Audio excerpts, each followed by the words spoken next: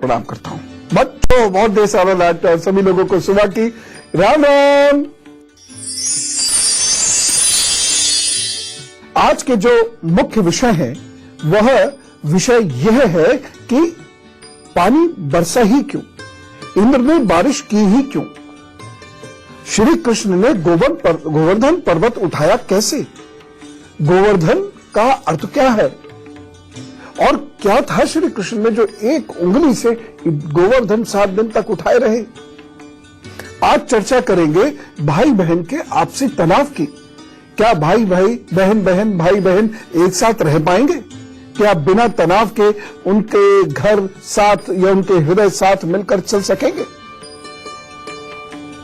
और यदि समय रहा तो इस दिन बांदे को सिद्ध करते हैं महानिशीत काल में। तो मैं बांदे के बारे में आपको बताऊंगा कुरु मंत्र में कि यह बांदे आपके किस काम आएंगे, क्योंकि यदि आपको कोई एक बांधा भी मिल गया और उसे आपने महानिशीत काल में सिद्ध किया तो बहुत लाभ देगा। अद्भुत कवच बनता है ये बांधा। तो उसकी बात करते हैं, लेकिन शुरुआत करेंगे मेष, वृषभ और मिथुन राशि से। मेष राशि, यह दिन काफी अच्छा सिद्ध हो सकता है। भाषा से लोगों को आप प्रभावित कर सकते हैं। परिवार के साथ आपसी प्यार बढ़ेगा, तालमेल बढ़ेगा, सुख और धन की वृद्धि होती हुई भी दिखाई दे रही है। तो कुल मिला के दिन आपके लिए अच्छा है। सावधानी लेकिन रखिएगा, इस दिन शिष्टाचार बहुत आवश्यक है और किसी को भी छोटा बड़ा समझकर व्यवहार मत कीजिएगा, सबको इज्जत दीजिएगा, क्योंकि यह दिन आगे बढ़ने के लिए आपके बहुत शुभ है। इसलिए इस दिन का सदुपयोग करें। उपाय एक जरूर कर लीजिएगा, गाय को आज हरी सब्जी, किसी को भी छोटा बड़ा समझकर व्यवहार मत कीजिएगा, सबको इज्जत दीजिएगा, क्योंकि यह दिन आगे बढ़ने के लिए आपके बहुत शुभ है। इसलिए इस दिन का सदुपयोग करें। उपाय एक जरूर कर लीजिएगा, गाय को आज हरी सब्जी जरूर खिला दीजिएगा, तो वो जरूर कृपा करेंगे।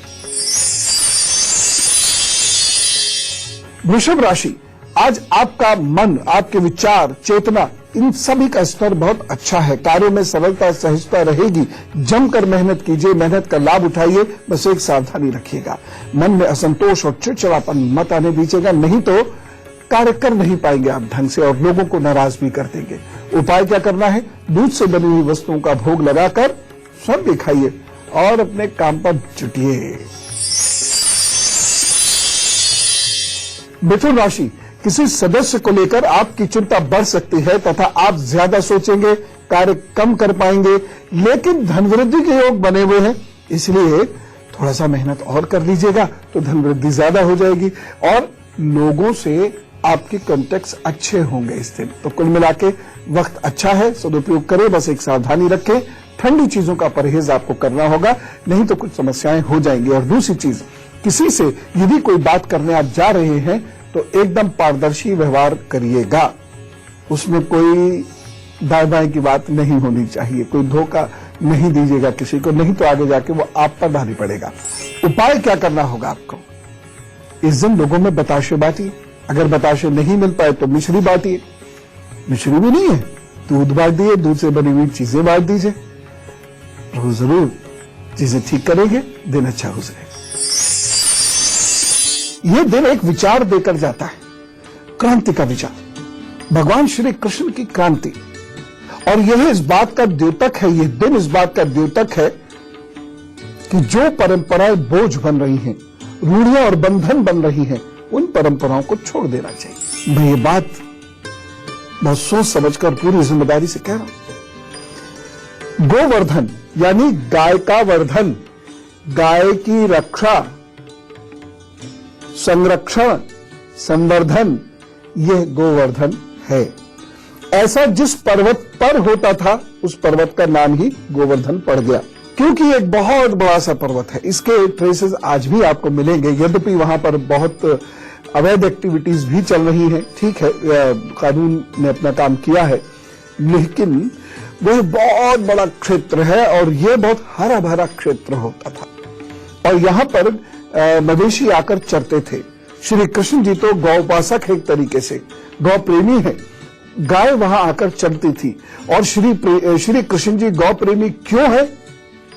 बड़ी सीधी सी बात है, क्योंकि गौ माता पर ही जगत का पालन पोषण आधारित था। उनके इर्द गिर्द कृषि घूमती थी, इंडस्ट्रीज तो थी नहीं, तो पूरी इकोनॉमी, पूरी अर्थव्यवस्था गाय के इर्द गिर्द घूमती थी। मनुष्य का पूरा स्वास्थ्य गाय के इर्द गिर्द ही घूमता था। यहां तक कि जो बुरे ग्रह परेशान करते थे तो उसके उपचार भी गाय के इर्द गिर्द ही घूमते थे। ऐसा पवित्र जीव है ये। इसीलिए भगवान श्री कृष्ण ने गाय की उपासना जैसी की है। गाय के पीछे पीछे पीछे पीछे उन्होंने अपना महत्वपूर्ण समय बिताया है। और ये गाय जिस स्थान पर जाकर पुष्प पल्लवित हो रही हैं, खा पी कर ताकतवर बन रही हैं, उस स्थान को गोवर्धन कहते हैं। गोवर्धन पर्वत वो हो गया और उसकी रक्षा करना बेहद आवश्यक भी है। अब पुरानी परंपरा क्या है? इंद्र राजा है और इंद्र लोगों को डरा कर अपनी पूजा करवाते हैं। लोग उनकी पूजा करते हैं।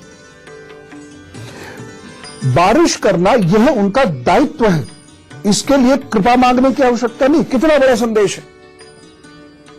मान लीजिए आज हमारे कोई लीडर है, कोई मिनिस्टर है, कोई ब्यूरोक्रेट है, कोई अफसर है, तो वह बाकायदा धन लेकर लोगों का काम करने के लिए ही यह पद पाया है। उनको इतनी प्रतिष्ठा इसीलिए मिली है, उनको इतनी सुविधाएं इसीलिए मिली है। और उसमें हम आई बेग टू स्टे, कृपया मेरा ये काम कर दीजिए, हम ऐसा क्यों कहे? भगवान कृष्ण की संतान ऐसा क्यों कहे? क्यों हाथ जोड़कर रिक्वेस्ट करे कि जिस कार्य के लिए धन दिया जा रहा है उस कार्य को आप नहीं कर रहे हैं, हम प्रार्थना कर रहे हैं, तब हम पर एहसान कर रहे हैं ना। भगवान श्री कृष्ण कहते हैं इंद्र ये नहीं चलेगा, क्यों उपासना करनी? और भगवान श्री कृष्ण के बाबा नंद बाबा वो डर गए। जैसे आजकल जनता डर जाती है, हो ऐसा मत करिए बेटे, अरे बड़ा अफसर है, अरे बड़े नेताजी है, बुरा कर देंगे। कृष्ण जी ने कहा ना बाबा, गलत परंपराओं को आप क्यों सहते हैं? सुन रहे हो बच्चे, सुन रहे हो ना बच्चे, गलत परंपराओं को आप सहते क्यों हैं? क्यों पाप के भागी बन रहे हैं? पापी परंपराओं को सहकर नहीं होगी इंद्र की पूजा। बंद करो इंद्र की पूजा करना। पूजा करना है तो गौ माता की पूजा करो, इस पर्वत की पूजा करो, इस प्रकृति की पूजा करो। उनकी पूजा क्यों कर रहे हो? अब लोग डर गए क्योंकि ऐसा तो हुआ ही नहीं था। लेकिन भगवान तो क्रांतिवीर है। भगवान ने नाना प्रकार के तर्क आदि देकर लोगों को मना लिया। सब पूजा नहीं हुई इंद्र की। द्वापर में इंद्र की पूजा होती थी। आपको याद होगा, मैंने आपको बताया था 7 दिन के बारे में कि रविवार किसका दिन, सोमवार किसका दिन होता था, और ये दिन समय अनुसार समय समय पर बदलते रहे। जैसे द्वापर में यमराज की पूजा होती थी शनिवार के दिन, आज शनिदेव की पूजा होती है। खैर, विषय पर आते हैं। अब लोगों ने कृष्ण की बात माननी पड़ी क्योंकि तर्क अकाट्य है। तो श्री कृष्ण ने पूजा नहीं होने दी। अब किसी राजा को चुनौती हो और वो राजा चुप बैठे, भयंकर बारिश शुरू हुई, भयंकर। अब जब ये बारिश बढ़ती चली गई, घरों में पानी घुसने लगा, तो गोवर्धन पर्वत एक ऊंची जगह है, तो लोग उधर ही भागे। आज भी ऐसे ही भागते हैं, जब बाढ़ आती है तो लोग उधर ही भागे और उसकी शरण में जाकर रहे। उसके अंदर छोटी छोटी खोह थी, गुफाएं थी। श्री कृष्ण ने उनको बड़ा करवाया, खुदवाया, बड़े हो गए। उस खोह में जाकर वो रहे और 7 दिनों तक अपने जीवन की रक्षा करी। और इंद्रदेव उधर थक कर बोले भैया ये नहीं मानेंगे। बारिश रुकी क्योंकि वह भगवान की चुनौती स्वीकार नहीं कर सके। बारिश रुकती है, सारे लोग बाहर निकल के आते हैं और उस दिन 56 भोग बनाए जाते हैं, क्योंकि श्री कृष्ण 7 दिन भूखे रहे। 7 8 56 भोग बने और श्री कृष्ण को वह 56 भोग सारे लोगों ने खिलाए। और तब से श्री कृष्ण को 56 भोग खिलाने का एक परंपरा प्रारंभ हुई जो आज तक कायम है। 5000 वर्षों से अधिक वर्षों से आज तक कायम है। 56 भोग लगता है भगवान श्री कृष्ण को। इस पर मैंने आपको बहुत डिटेल से बताया था। 56 भोग में क्या क्या होता है वह भी बताया था। इसमें आयुर्वेद का क्या रोल है ये भी बताया था, याद है। इस दिन को अन्नकूट भी कहते हैं क्योंकि भगवान श्री कृष्ण ने गायों के अन्न की व्यवस्था को बदला, पका हुआ भोजन खिलाया, तो इस दिन को अन्नकूट भी कहते हैं। तो ये क्या हुआ? पहला तो इसलिए कि श्री कृष्ण ने इंद्र देवता को पराजित किया था। पराजित किए जाने के उपलक्ष्य में यह मनाया जाता है। गोवर्धन पूजा को अन्नकूट पूजा भी कहा जाता है। और इस दिन गेहूं, चावल, बेसन की बनी हुई कढ़ी पकौड़े वगैरह और पत्ते वाली सब्जियों से बने भोजन को पकाया जाता है, भगवान श्री कृष्ण को अर्पित किया जाता है और फिर ये खाया जाता है। महाराष्ट्र में इसे बाली प्रतिपदा या बाली पड़वा के रूप में भी मनाया जाता है। वामन जो कि भगवान विष्णु के एक अवतार हैं, सभी जानते हैं भगवान विष्णु के वह अवतार हैं। उनकी राजा बाली पर विजय होती है इस दिन और बाद में बाली को पाताल लोक भेज दिया जाता है। इस दिन उनका स्मरण किया जाता है, भगवान विष्णु का स्मरण किया जाता है और यह माना जाता है कि भगवान वामन द्वारा दिए गए वरदान के कारण असुर राज बलि इस दिन पाताल लोक से पृथ्वी लोक आ जाता है। अब आप गोवर्धन पूजा कब करेंगे? सुबह 6:36 से मुहूर्त प्रारंभ हो चुका है। 8:47 तक यह मुहूर्त है। 2 मिनट लगते हैं। भगवान श्री कृष्ण को भोग लगा दीजिए। और जो दूसरी महत्वपूर्ण पूजा होती है वो है सायंकाल में। वो टाइम नोट कीजिए, 15:21 यानी 3:21 से लेकर 5:32 तक। अब आपके पास दिन का समय है। अब जो चीजें मैंने बताई हैं, अनाज से, बेसन से, ताजी तरकारियों से भोजन बना के अब प्रभु श्री कृष्ण को भोग लगा लीजिए। भोग लगाने का यही समय है जो मैंने आपको अभी लिखाया और उसके बाद स्वयं खाइए उस भोग को। हर छोटी छोटी चीज में कितना बड़ा इतिहास छुपा है। लेकिन एक प्रश्न कहीं मन में आपके छोड़कर आगे बढ़ रहा हूं और प्रश्न वो ये है कि श्री कृष्ण के शरीर में कितनी शक्ति थी कि वह 8 वर्ष के थे और कंच की उंगली से पूरा गोवर्धन 7 दिन तक उठाकर खड़े रहे। उनका कद कितना बड़ा होगा कि पूरा पहाड़ ऐसे उठाकर वो खड़े रहे। और ऐसा क्या हुआ होगा कि वो पूरा पहाड़ समतल होके उठ भी गया, जमीन छोड़ के वो पूरा एक हिस्सा, जैसे ये लैपटॉप है, ऐसे करके हमें मैंने उठा लिया। इस प्रकार से ऐसा क्या हुआ होगा? सोचते हैं। बाकी एक उसका एक्सप्लेनेशन मैंने आपको दिया, आप सहमत भी हो सकते हैं, असहमत भी हो सकते हैं और सोचेंगे। फिलहाल कर्क, सिंह और कन्या राशि का हाल। कर्क राशि, आज अपने प्रियजनों से बहस में मत उलझिएगा तथा आपको सर्दी और जुकाम भी हो सकता है, ध्यान रखिएगा। एक सावधानी, आप इस दिन बहुत ईमानदार व्यवहार कीजिए, झूठ बोलने से बचिएगा। जो आप नहीं कर सकते उसे करने की बात भी मत कीजिएगा, नहीं तो प्रतिष्ठा की हानि होगी। उपाय क्या करना है? या देवी सर्वभूतेषु मातृरूपेण संस्थिता नमस्तस्यै नमस्तस्यै नमस्तस्यै नमो नमः। 11 बार गुणगान कीजिए मैया का और फिर काम पर जुटिए। मन शांत रहेगा और ग्रह चाल फेवर में रहेगी। सिंह राशि, प्रियजन से मुलाकात हो सकती है। यात्रा, देशाटन आदि की स्थिति बन रही है जो लाभदायक भी होगी। एक सावधानी, शत्रुओं से सावधानी बरतिए। उपाय क्या करेंगे? काले कपड़े का दान कीजिए, फिर अपने काम पर जुटिए, प्रभु सब ठीक करेंगे। कन्या राशि, संचित धन की कमी हो सकती है। भाषा शैली के कारण परिवार में मतभेद हो सकता है। एक सावधानी बरतनी बहुत आवश्यक है। इस दिन वाणी बहुत सौम्य रखेगा, नहीं तो इसी की वजह से दंगा हो जाएगा। उपाय क्या करना है? गंग गणपताय नमः का जप कीजिए, अपने काम पर जुट जाइए, प्रभु सब ठीक करेंगे। एक तो अन्नकूट और गोवर्धन की बात हो गई। दूसरी बात, मैं आज ही आपको कल होने वाले उस त्योहार के बारे में बताना चाहता हूं, और ये त्योहार है भाई दूज का। भाई दूज क्यों, बहन दूज क्यों नहीं, या भाई बहन दूज क्यों नहीं? खैर, परंपरा के अनुसार बहनें भाई की आयु मांगती हैं इस दिन। भाई क्या करते हैं? मैं जिस विषय को ज्यादा गहराई से जांचना चाहता हूं और आपके साथ शेयर करना चाहता हूं, वो ये है कि आखिर अब ऐसा क्या हो गया है, जमाने में ऐसा क्या बदलाव आ गया है कि भाई भाई की, बहन बहन की, बहन भाई की आपस में बन नहीं रही है। ऐसे कभी मिलते हैं तो लगता है कि बस स्वर्ग छोड़ के आ गई है हमारे लिए, स्वर्ग छोड़कर आ गई है हमारे लिए, लेकिन मन में कहीं वो प्रेम कम हो रहा है। महसूस कर रहे होंगे आप लोग भी। बहुत भाग्यशाली है वो घर परिवार जिसमें ऐसा नहीं हो रहा, लेकिन कहीं कहीं वो चीज अब मिस हो रही है। एक जो नेचुरल रिलेशनशिप थी उसमें फॉर्मेलिटीज आ रही हैं और बहुत सारे नेचुरल रिलेशंस खत्म भी हो गए। है क्यों है ऐसा, हाथ पर दिखाऊंगा, क्योंकि भाई बहन का सुख हाथ पर होता है, उसके बारे में भी बात करेंगे।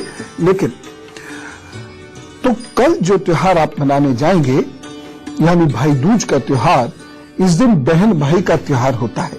भाई दूज के त्योहार को बहन भाई का त्योहार माना जाता है। इस दिन बहनें अपने भाई का तिलक करके उनके शुभ जीवन की कामना करती हैं। अच्छा, भाई क्यों नहीं करते? खैर, अभी बात करेंगे। जो सबसे महत्वपूर्ण बात है वो ये है, सही मुहूर्त पर तिलक करना। तीज नहीं लगनी चाहिए। सही मुहूर्त पर तिलक करने से ही इस पर्व का लाभ मिलता है। इस पर्व का क्या, शादी हो, ब्याह हो, जो भी हो मुहूर्त पे तभी लाभ मिलेगा, अन्यथा लाभ नहीं मिलेगा। तो भाई बहनों के इस पर्व का पूर्ण लाभ मिले, इसके लिए तिलक के मुहूर्त को सही समय पर देखना समझना चाहिए, और उस समय बहनों को पूर्व की ओर मुंह करके भाइयों का तिलक करना चाहिए। बहुत से लोग उत्तर की ओर भी मुंह करवाते हैं, ये कुछ परिवारों में परंपरा है। तो उत्तर पूर्वी शुभ दिशा है, पूर्वी शुभ दिशा है, तो पूर्व की ओर मुंह करके बहनों को भाइयों का तिलक करना चाहिए, और भाइयों को बहनों को यथाशक्ति उपहार देना चाहिए। उसके बाद दोनों लोगों को यमराज को मनाना होगा। जी हां, उसके बाद यमराज को प्रणाम करके उन्हें भोग अर्पित करके फिर भोजन करना चाहिए। एक और विशेष बात, इस दिन चित्रगुप्त महाराज जी की पूजा अवश्य करनी चाहिए। अब समय ऐसा आ गया है कि चित्रगुप्त जी कौन हो गए? कास्तों के भगवान हो गए। अरे, भगवान को भी हमने जातियों में बांट दिया। क्या भगवान है या गुरु है वह जातियों में बट सकते हैं? वह तो इस परम दिव्य शक्ति के, इस परम दिव्यता के, इस परम ऊर्जा के प्रमुख अंश है। लेकिन अब चित्रगुप्त महाराज जी की पूजा कायस्थ समुदाय तो खूब करता है, लेकिन वह तो सबके भगवान है।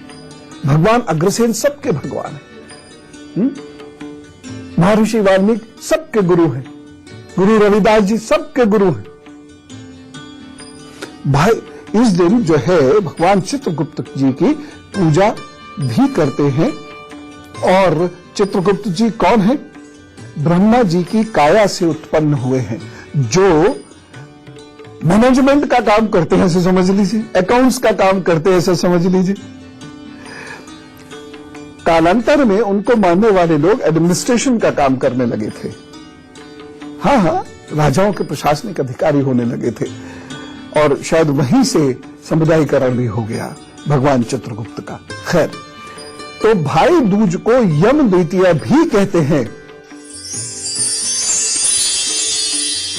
बीच बीच में बातचीत भी तो करनी जरूरी है। आपकी समस्याएं क्या हैं ये मैं सुनना चाहता हूं, लेकिन फेसबुक पर पर्सनल आईडीज बहन बेटियां बिल्कुल डिस्क्लोज ना करें।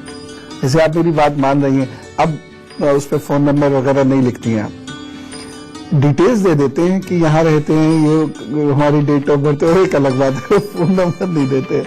अगर कोई पर्टिकुलर आपको बात कहनी है, भेजनी है, कहीं कोई विशेष बात आपको पूछनी है, तो मेल आईडी पर भेजिएगा, और वो है guruparv@itvnetwork.com।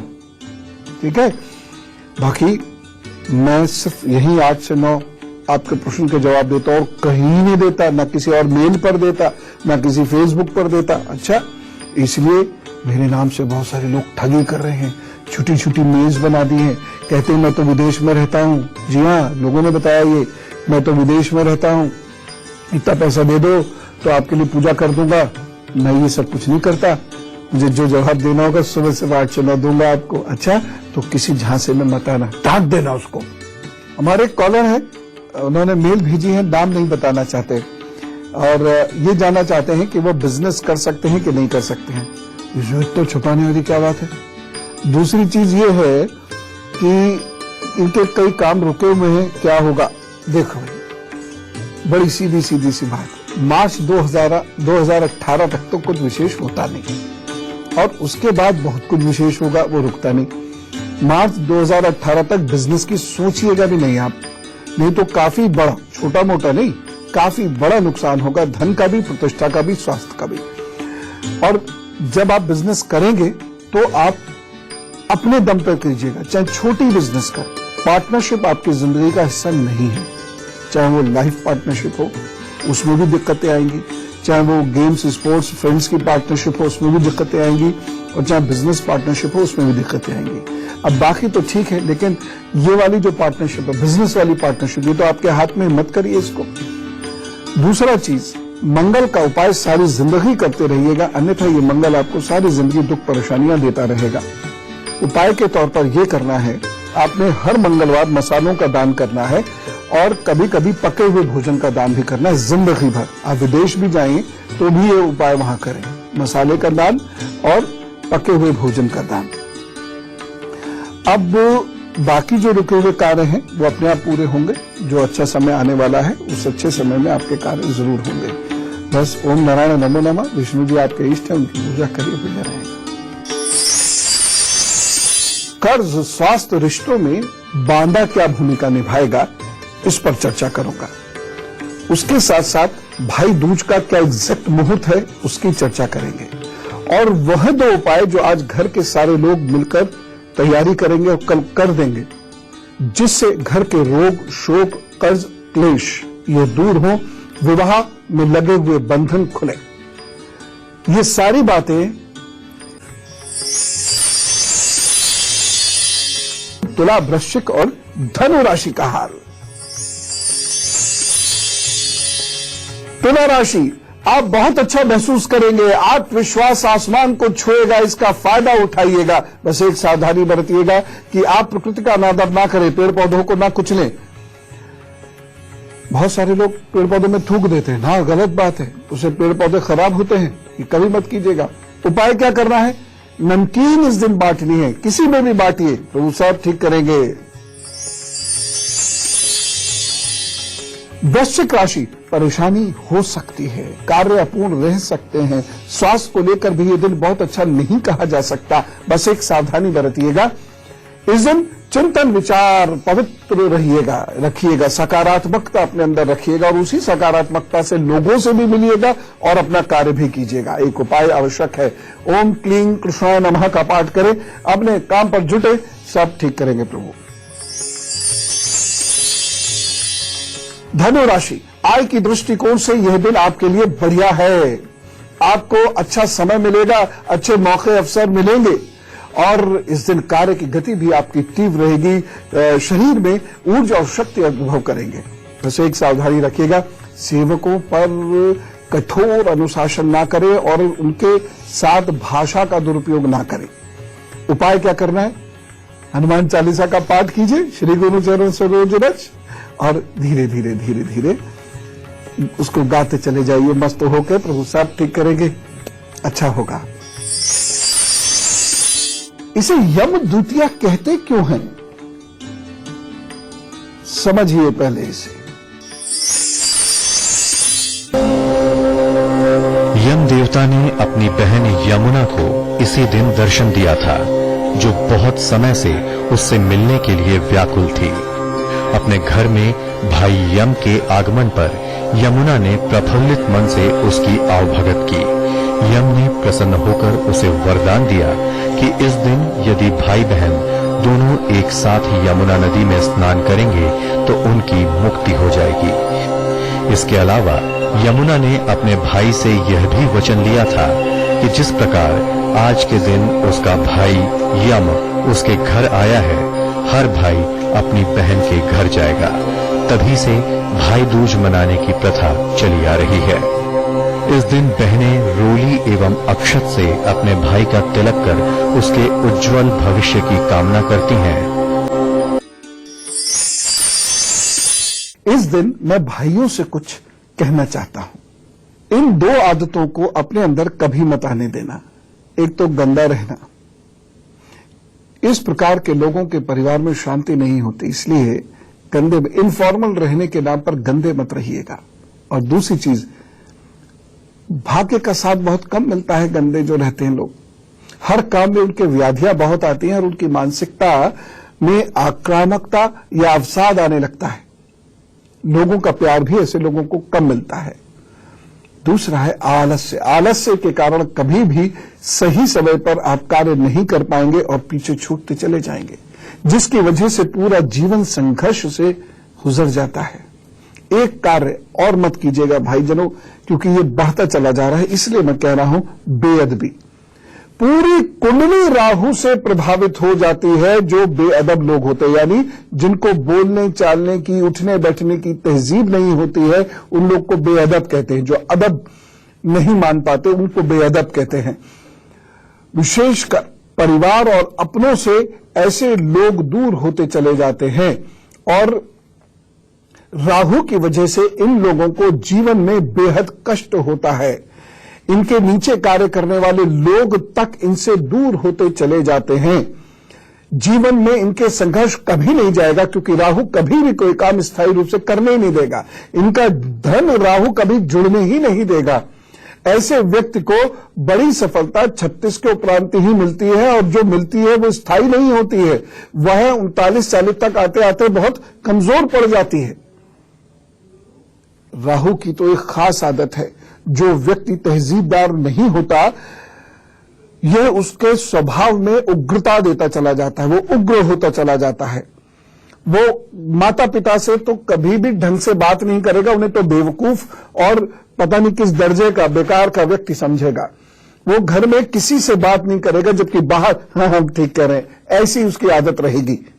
यह लोग अपने पास पड़ोस से, अपने दोस्तों से भी ठीक बात नहीं करते। इन लोगों के अंदर अहंकार बढ़ता चला जाता है, जिससे स्वर्ण दोष की उत्पत्ति होती है। और इसी कारण से यह लोग एक दिन अपना सब कुछ गवा बैठते हैं, और एक बार स्वर्ण दोष चिपक जाए किसी के भाग्य से, तो गवाने के बाद वो पुनः जीवन में कभी पा नहीं सकता। उस दोष से मुक्त भी हो जाए तब भी नहीं पा सकता। फिर तो उसे अपने उत्थान के लिए, अपने कल्याण के लिए, अपने घर वालों पर ही, अपने बच्चों पर, पत्नी पर या पति पर ही डिपेंड होना पड़ता है। वो खुद उसके बाद जिंदगी में कुछ नहीं कर सकते। राहु पीठ और पेट के भयंकर रोग देता है, ऑपरेशन भी करा देता है। इसलिए ऐसे लोगों को ये कुछ व्याधियां ऐसी होती हैं, पेट की वजह से हृदय, पेट की वजह से गला, पेट की वजह से सर। पेट तो एक बार खराब हो तो न जाने शरीर में क्या क्या खराबी आनी शुरू हो जाती हैं।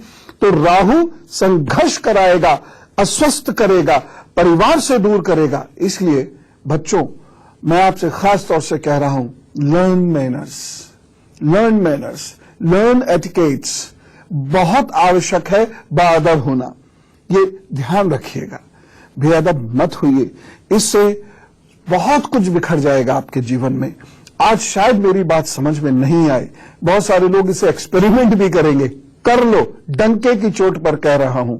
लेकिन जिंदगी में एक वक्त वो आएगा जब बहुत कुछ हार बैठोगे, और तब करेक्शन की गुंजाइश नहीं होगी। भाइयों को क्या करना है, और वह कलावा जो आपको भाई और भाई को बहन के हाथ पर बांधना है, किस मंत्र से बांधना है, तो जरा ध्यान से सुन लीजिए। लेकिन मकर, कुंभ और मीन राशि के बाद। मकर राशि, कार्य क्षेत्र का विस्तार हो सकता है, साथ ही साथ सुखद और संतोषजनक परिणाम भी मिलेंगे आपको, आपके कार्यों के, आपको आपकी दोस्ती के, आपको आपके कॉन्टैक्ट्स के।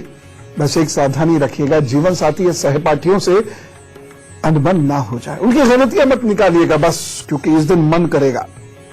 निंदा ऐसा अंदर से बुखार उठता है ना कि वो मन करता है करो करो करो, और बस जैसी करी वैसे ही गड़बड़। क्योंकि कोई व्यक्ति आपकी निंदा किसी अन्य व्यक्ति तक पहुंचा देगा और वो आपका दुश्मन हो सकता है इस दिन। उपाय क्या करना है? परिंदों को भोजन दीजिए, अपने काम पर जुटिए, सब ठीक करेंगे प्रभु। कुंभ राशि, चुनौतियों का सामना करना पड़ सकता है, फिर भी कार्य सुचारू रूप से चलेंगे। बस एक सावधानी रखिएगा, आलस्य को हावी मत होने दीजिएगा। और उपाय क्या करना है? गाय की मदद के लिए कुछ धन या कुछ रोटी या कुछ आटा या कुछ गुड़ ये जरूर निकाल के इस दिन रख दीजिएगा, फिर किसी गौशाला में दे दीजिएगा।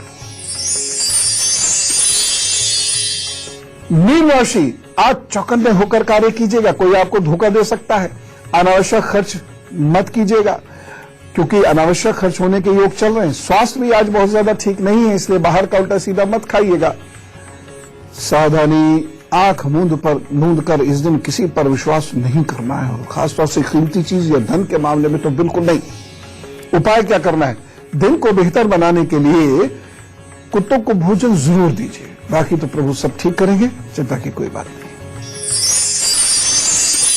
भाइयों को क्या करना होगा सुनिए जरा ध्यान से, क्योंकि हम तो भगवान श्री कृष्ण को मानते हैं, और ये तो जो परंपराएं, रूढ़ियां और बेड़ियां बनती हैं उसे ये छोड़कर आगे बढ़ जाते हैं।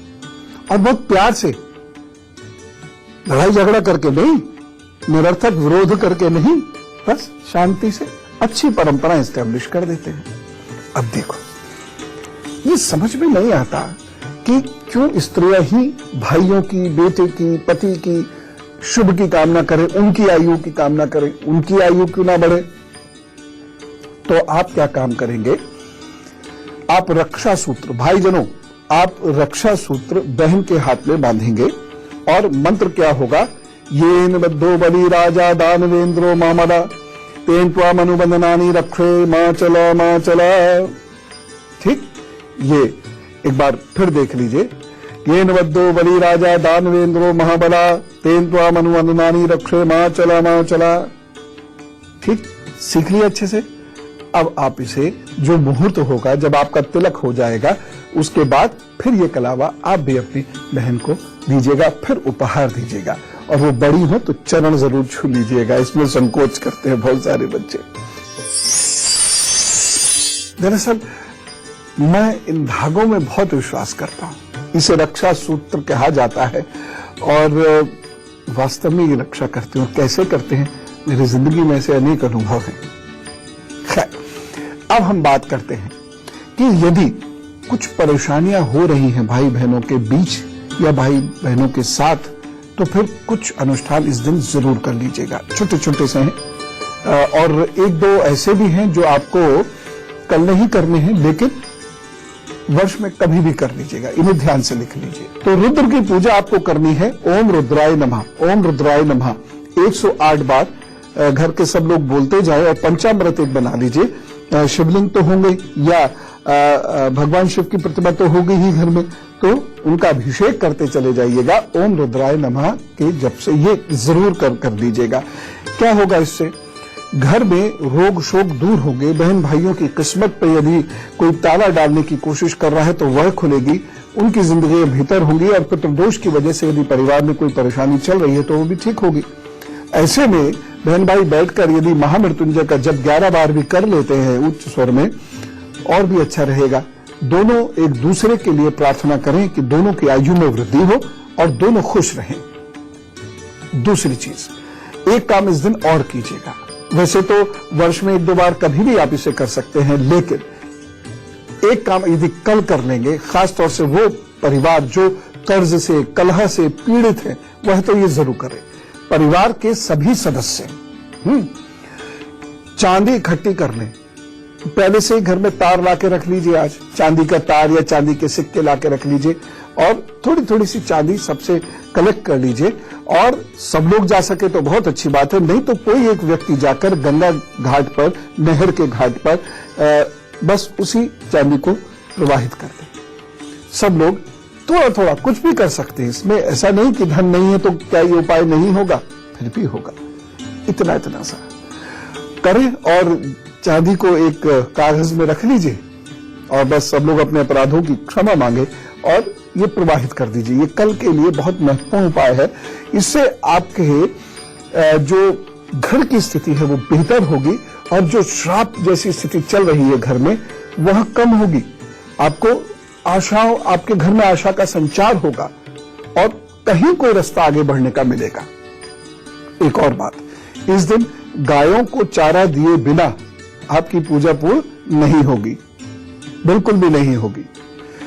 अब इस दिन प्रतिपदा भी है, तो एक उपाय मैं आपको बता रहा हूं जो अमावस्या प्रतिपदा में कर सकते हैं। तो आज एक उपाय और कीजिएगा। परिवार के हर सदस्य से एक एक नारियल इकट्ठा करके पानी में प्रवाहित करना, लेकिन हमारा प्रवाहित करने का मतलब बदल चुका है। कैसे? गंगा या नहर जी के घाट पर जावें, वहां रख दें, प्रणाम करें और फिर उठाकर उनको मंदिर में दे दें। किसी को खाने के काम में आ जाएगा, या वहां कोई व्यक्ति हो उसको दे दें, वो छील के उसको खा लेगा। क्योंकि अब प्रवाहित चीजें करना बहुत कम करते चले जाना चाहिए, क्योंकि नदियां बहुत गंदी हो चुकी, इसलिए ये उपाय करने से आपके घर को सुख मिलेगा। मान लीजिए भाई की या बहन की शादी नहीं हो रही है, ये उपाय करने से मुझे उम्मीद है 60% से ज्यादा उम्मीद है कि विवाह हो जाएगा। संतान नहीं हो रही है तो बहुत उम्मीद है कि संतान होगी। कोई बहुत बड़ी समस्या है तो भाई प्रभु जाने, लेकिन इससे कार्य होगा। पिताजी मुश्किल में है, ठीक होंगे, तो ये उपाय आप कर लीजिएगा, ठीक है। 2-3 बातें मैं ऐसे ही कहना चाहता हूं कि यदि आप सुखी रहना चाहते हैं तो मुफ्त का सामान कभी मत लिया कीजिए। घर में दीपक अवश्य जलाया कीजिए, दोनों समय जलाया कीजिए। और कभी कभी यज्ञ, कथा, सत्संग ये अवश्य किया कीजिए, जरूर इसमें जाया कीजिए। और ऐसा जहां होता है वहां घर धीरे धीरे बदलना शुरू हो जाता है। मैं बड़ों से एक बड़ी शिकायत करता हूं, वो शिकायत बड़ी बेबाकी से आपसे कर रहा हूं, वो ये है कि जब बच्चे लोग, घर के बच्चे लोग सत्संग आदि में जाते हैं तो बड़े क्या कहते हैं, ये कोई सत्संग में जाने की उम्र है? अरे सत्संग का मतलब क्या होता है? सत्संग, अच्छा संग। अच्छे संग को कब भेजेंगे? जब वो बूढ़े हो जाएंगे, कुछ सीखने के लायक नहीं रह जाएंगे, या जो सीख लेंगे उसको जिंदगी में उतारने के लायक नहीं रह जाएंगे। अरे जो बच्चा जितना छोटा हो उसको उतनी अच्छी संगत में डालिए, तभी तो वह बढ़िया बनेगा। फिर हम शिकायत करते हैं ये गुस्सा बहुत करता है, ये घर में बैठता नहीं, ये दोस्तों में लगा रहता है, आदि आदि। लेकिन सिखाते कब हम उसे अच्छी संगत में भेजते कब है? और डरते बाबा बन जाएगा, वही बाबा नहीं बनता। करोड़ों में से एक आध कोई बाबा बनता है, करोड़ों में से। और जिसे बनना होता है वो सोने की चारपाई छोड़कर बुद्ध हो जाता है, उसे आप नहीं रोक सकते। तो इसलिए ये जो हमने दिमागों को बांध दिया है ना रस्सियों से, इसे जरा खोलें, जिससे विचार खुलेगा। अच्छी संगत में, अच्छे लोगों के साथ, विद्वानों के साथ, तहजीब वाले इंसानों के साथ अपने बच्चों को बिठाया कीजिए। बुरा लगा तो सॉरी। अब जन्मदिन फल, क्योंकि आज कुछ लोगों का जन्मदिन है तो हम उसे जोरदार तरीके से कहेंगे wish you very happy birthday. तो आज जिनका जन्मदिन है बहुत सारी शुभकामनाएं, और आपके आगे आने वाले 12 महीने मिश्रित फल सा देंगे थोड़ा सा। जहां एक ओर नए काम करने का मौका मिलेगा आपको, वहीं दूसरी ओर परेशानियां भी होंगी। पार्टनर्स, लाइफ पार्टनर, मित्र, इनकी ओर से आपको परेशानी होगी। कोई मित्र आपसे छूट भी सकता है। क्रोध और अहंकार बहुत बढ़ेगा, जिसकी वजह से शुरुआत तो लोग सह लेंगे, लेकिन फरवरी के बाद से आपकी तरक्की रुकनी शुरू हो जाएगी। उसी की वजह से तरक्की आपकी कठिन हो जाएगी, और इसी अहम के कारण आपकी तरक्की बहुत कठिन होगी, जिससे प्रतिष्ठा और आर्थिक कष्ट और नुकसान आपको सहना पड़ेगा। वैसे एक अच्छी बात तो क्या है, गुरु और ज्ञानियों का साथ मिलेगा आपको। कुछ उपाय जरूर कर लीजिएगा। बुआ और बहन का बहुत ज्यादा आप ख्याल रखें। बुधवार को किन्नरों को कुछ दान दक्षिणा जरूर दे दिया करें, और अष्टमी पर कन्याओं को भोजन जरूर करा दिया करें। गाय को भी बुधवार को चारा आपको जरूर देना है। सुषमा जी से बात करते हैं, लखनऊ से हमारे साथ है। राम राम। हाँ जी गुरुजी, राम राम गुरुजी। जी राम राम। बड़ी मेरी किस्मत ही खुल गई आपसे बात करके। मैं तो कब से बेचैन थी आपसे बात करने के लिए। मैं बता नहीं ऐसा कुछ सकती। नहीं। बताइए बताइए। बहुत ही मन खुश हो गया, समझ लीजिए। प्रभु बस आपको हमेशा खुश रखे माँ, हमेशा खुश बस। रखे। जी बताइए। मैं ना गुरुजी, मेरी ना बेटी ने लव मैरिज की है जी अपनी मर्जी से। जी जी मतलब की क्या है कि बस लड़के की मम्मी की वजह से जो है दोनों ने वो किया है। तो हाँ और टाइम टाइम 9:14 सुबह की। और जन्म स्थान। जन्म स्थान लखनऊ। हाँ अच्छा माँ, एक चीज कहूँ और लड़के की भी बताएं गुरुजी। ना, यही बहुत है। एक चीज मैं ये जरूर कहना चाहूंगा कि लड़का अच्छा हो तो ज्यादा अच्छा है। आजकल जमाना बहुत खराब है, मिल भी जाए बहुत सुंदर, सीरत अच्छी ना हो तो क्या करना।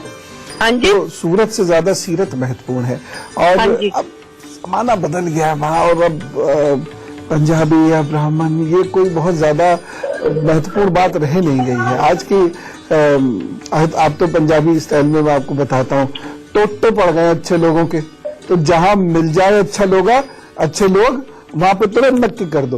अब हमें गुरुजी हमें पता भी नहीं है ना उनके मन में क्या है, कैसे है, नहीं, कैसे कोई बात नहीं। देखिए सिर्फ एक काम कर दीजिएगा कि इनको एक तांबे का छल्ला इनकी अनामिका में पहनवा दीजिए, ठीक है ना। हाँ जी। और मंगलवार को ये पहनवा दीजिए, बिटिया सुरक्षित रहेगी। और बिटिया को बोलिएगा नमः शिवाय का सुबह सुबह जप किया करें बस, ठीक। ये सुबह जितनी जल्दी कर सके उतना अच्छा है। तो ये जप करते रहे, प्रभु उन पर कृपा करेंगे, चीजें ठीक होंगी। इतना मत डरिए। डर तो लगता आप माँ है, मैं समझ सकता हूँ आपकी भावनाएं, लेकिन फिर भी इतना मत डरिए, मस्त रहिए और दामाद को स्वीकार कीजिए और बहुत प्यार दीजिए। प्रभु कृपा से देखिए चीजें ठीक होंगी, है ना। बस ये उपाय जरूर करा दीजिएगा। और अब गुरु मंत्र में पहले तो ये जानिए भाई दूज के टीके का मुहूर्त क्या है। 1:09 से लेकर 15:20 के बीच में, 1:09 से लेकर 15:20 के बीच में यह टीका आपको करना है, ठीक। दूसरी बात, मैंने बांधे की बात की थी। आम के पेड़ का बांधा, माली जी बता पाएंगे। आम के पेड़ के बांधे को आज पेड़ को प्रणाम करके काट लीजिएगा और रात में 12 बजे से 3 बजे के बीच में ओम नारायण नमो नमः के कम से कम 1008 जप से सिद्ध कर लीजिएगा। फिर घर में जिसकी तबीयत खराब हो, जिसके दुश्मन उसे परेशान करें और जो कर्ज चुका ना पा रहा हो उसको पहना दीजिए। और देखिए रास्ता कैसे देंगे प्रभु, ये वो जाने, हमें तो पता नहीं, लेकिन देंगे ये हम जानते हैं। अद्भुत प्रयोग होता है इस बात का। तो भगवान श्री कृष्ण को प्रणाम, गोवर्धन की शुभकामनाएं, अन्नकूट की खूब सारी शुभकामनाएं और भाई दूज की भी बहुत शुभकामनाएं। तैयारी कर लीजिए भाई दूज की। समय मैंने बता दिया है, एक दिन पहले इसलिए बता दिया है कहीं बाहर जाना है, दूर जाना है तो आप समय से पहुंच सकें, क्योंकि उसके बाद तिलक करने से कोई लाभ है नहीं, उससे पहले भी तिलक करने से कोई लाभ नहीं। खुश रहिए, खुश रखिए, प्रभु आपको बहुत सुखी रखे, प्रभु आप पर बहुत कृपा बरसाए। चले, राम राम, नमस्कार, भारत माता की जय।